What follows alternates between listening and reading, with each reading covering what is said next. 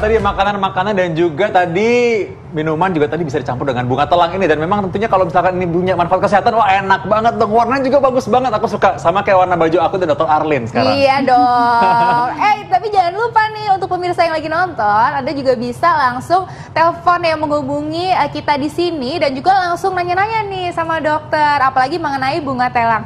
Nah, Anda bisa bertanya langsung mengenai racikan herbal bunga telang. Nah, tadi dokter, ada yang belum jawab tadi. Iya, ada yang belum dijawab nih. Katanya nih dokter, mitos atau fakta, konsumsi bunga telang itu dapat menurunkan kolesterol. Ini fakta atau mitos? Ya, fakta. Fakta. Senang banget dong bagi orang-orang yang mungkin senang gorengan dan yang lain-lain ya. Senang banget tuh. Fakta ya dok? Iya, fakta. Jadi konsumsi gorengan sama bunganya. Gorengannya dihirup aja, yang dimakan bunganya. Itu ciri khas dokter Vito. Gimana? Kalau makan gorengan ya jangan berlebihan lah, tetap ya secukupnya aja.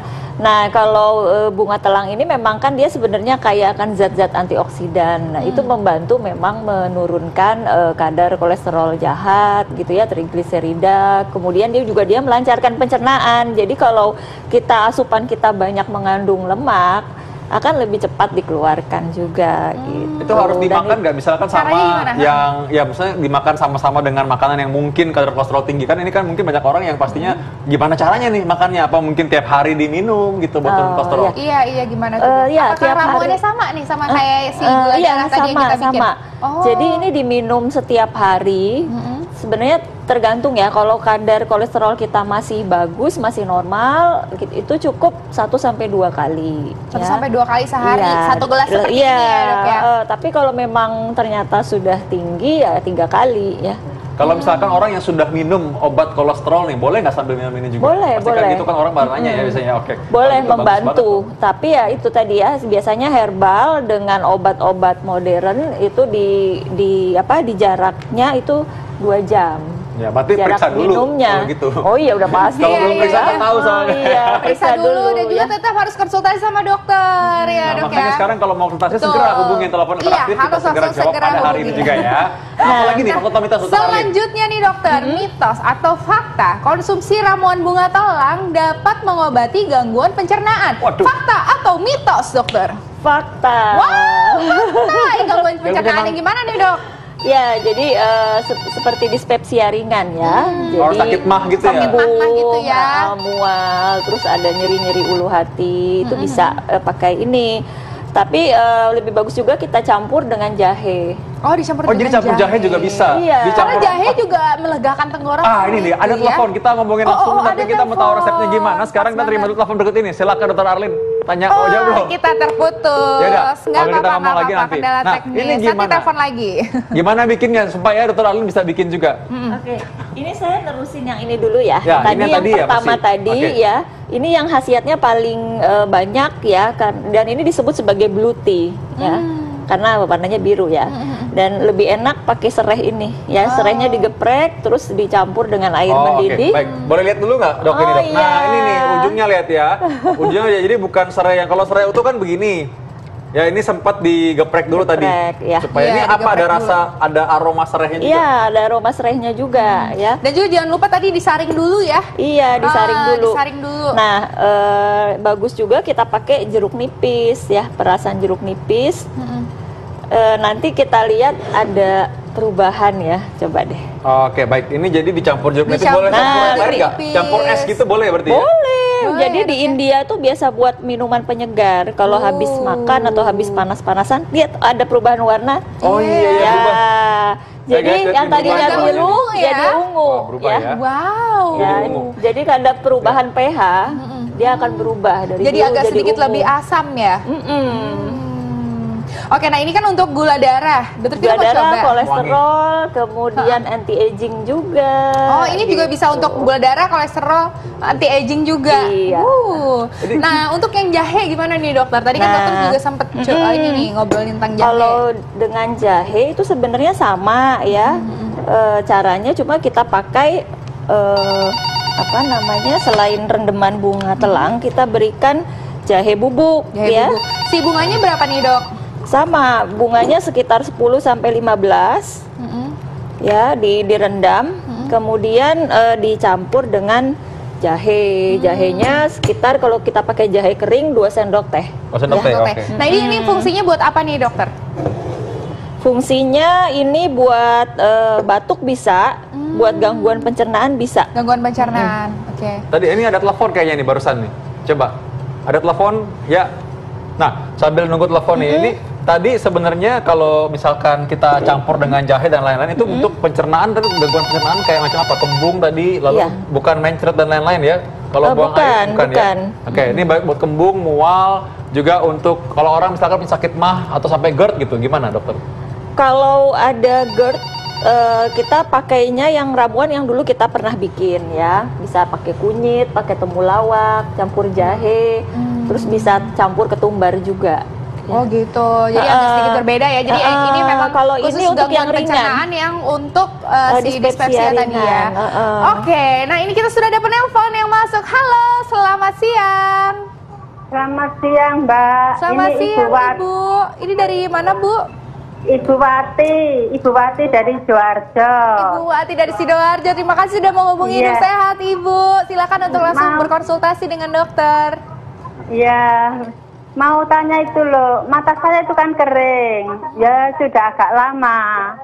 Kalau dari puskesmas cuma dikasih salep, apa bisa dikasih tetesan buat telang tadi? Makasih. Iya, Ibu Wati umurnya berapa ya, Bu?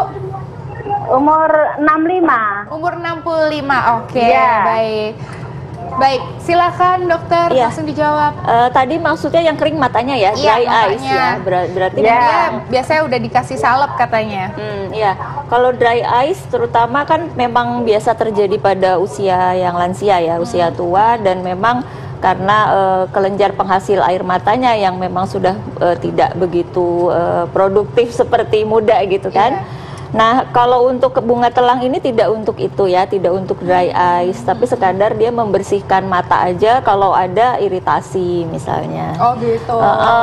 Kalau ada iritasi, misalnya keringnya itu karena iritasi, ada debu masuk, bisa dicuci pakai rebusan air dari bunga telang ini. Tapi kalau dry eyes karena kelenjar air matanya itu tidak bisa.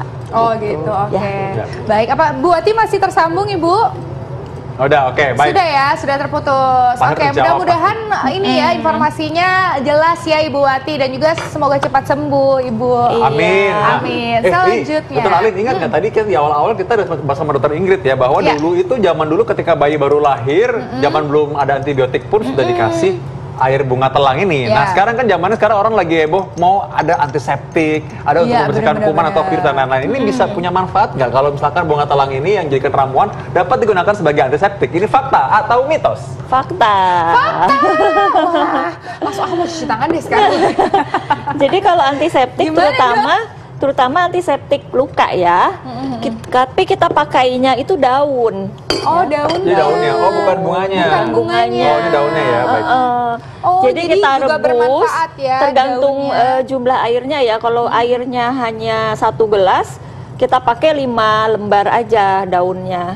Tapi kan ini airnya banyak, jadi kita pakai ya tergantung ini kira-kira ada 4 gelas, maka kita pakai 20 lembar lah kira-kira, tapi lebih-lebih dikit juga nggak apa-apa. Ini cara pakainya gimana dok? Apakah mungkin disemprot juga atau gimana dok? Dicuci aja. Oh cuci dengan itu. Cuci. Ini menggantikan alkohol nggak? Bisa sebenarnya. Ketika misalnya kita kondisi tidak ada alkohol, adanya ini misalnya tak ada alkohol maka telah menjadi. Iya, betul. Ternyata banyak sekali ya dok manfaatnya, dan ini tadi si daunnya ini untuk kalau di satu cangkir takarannya itu cukup 5 helai ya dok ya? 5 helai aja. Aku tahu pasti soalnya dia nafsu banget pengen banyak-banyak biar pasti bersih. Kayak aku pikir semakin banyak jadi semakin kuat gitu. Ada septik enggak ya? Enggak. Oh, ada telepon. Oke, halo, selamat siang. Selamat siang. Selamat siang, dengan siapa di mana? Ibu Mia Citayam. Ibu Mia di Citayam. Oke, silakan Ibu untuk langsung berkonsultasi dengan dokter. Terima kasih dokter.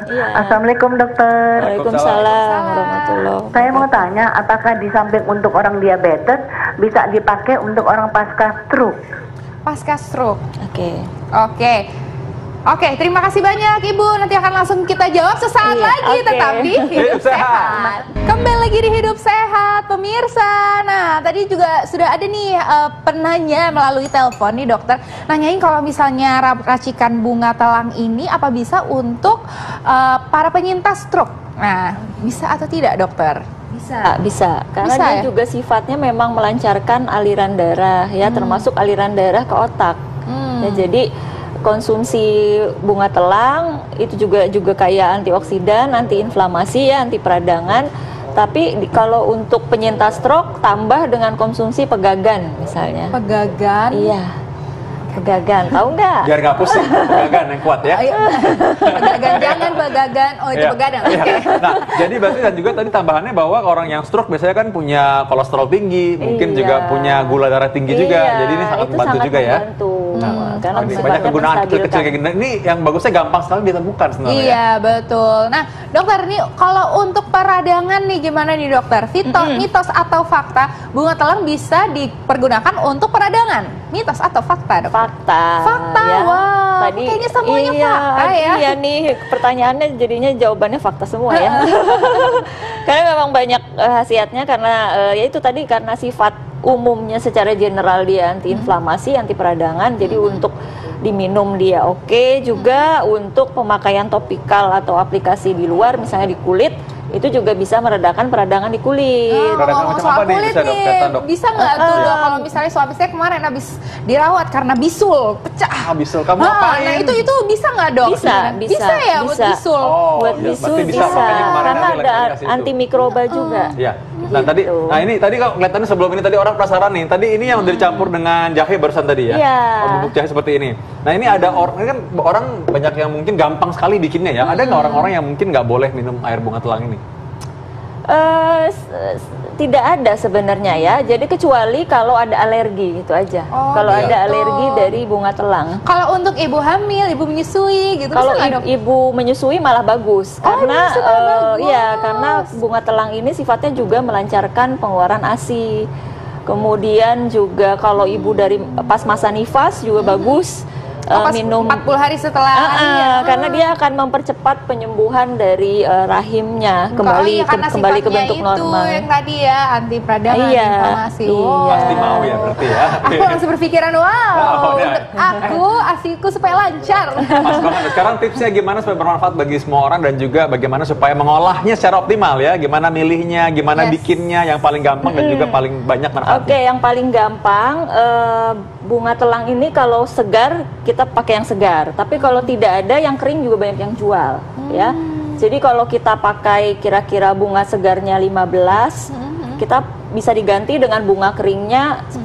Oh iya, oke baik. Nah, itu tapi untuk manfaatnya satu gelas apakah sama dok? Yang segar sama yang kering? sama. Manfaatnya sama aja. Cuma Oke, yang oke. kering itu biasanya zat aktifnya lebih Nah, terkonsentrasi. ini bunga kering ya kayak gini ya. Enggak, Ini bunga plastik.